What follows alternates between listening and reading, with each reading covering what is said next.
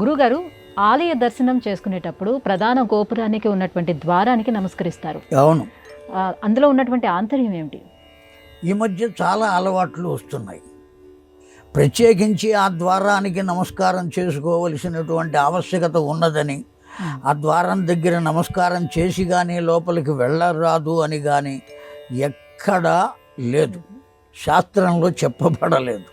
అనేక రకాలైన నమస్కారాలు కూడా ఊరికే వేలిట పెట్టుకుని ముద్దు పెట్టుకునేటువంటి సంస్కారం కూడా లోకంలో ఇప్పుడు కనపడుతోంది.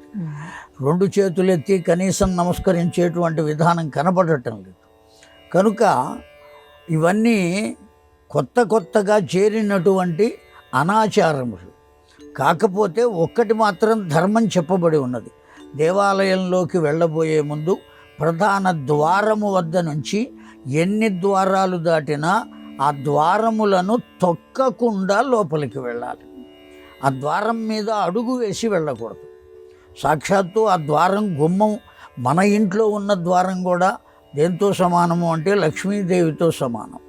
కనీసం వారానికి ఒక్కసారైనా పసుపు రాసి కుంకుమ బొట్లు పెట్టి ఆరాధన చేసేటువంటి సంప్రదాయం భారతీయ సనాతన ధర్మంలో ఉన్నది అనాది కాలం నుంచి.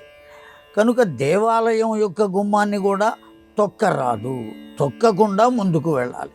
సాక్షాత్తు లక్ష్మీదేవితో సమానం కనుక అందున భగవద్ దర్శనానికి మనకు తెరువబడినటువంటి ద్వారం ఆ దర్శనం చేసుకునే అవకాశాన్ని కల్పిస్తున్నది. మూసివేయబడి ఉన్నట్లయితే మనం చూడగలుగుతామా? చూడలేము కదా. కనుక ఆ ద్వారానికి నమస్కారం చేసుకోవడం అనేటువంటిది శాస్త్రధర్మం కాదు.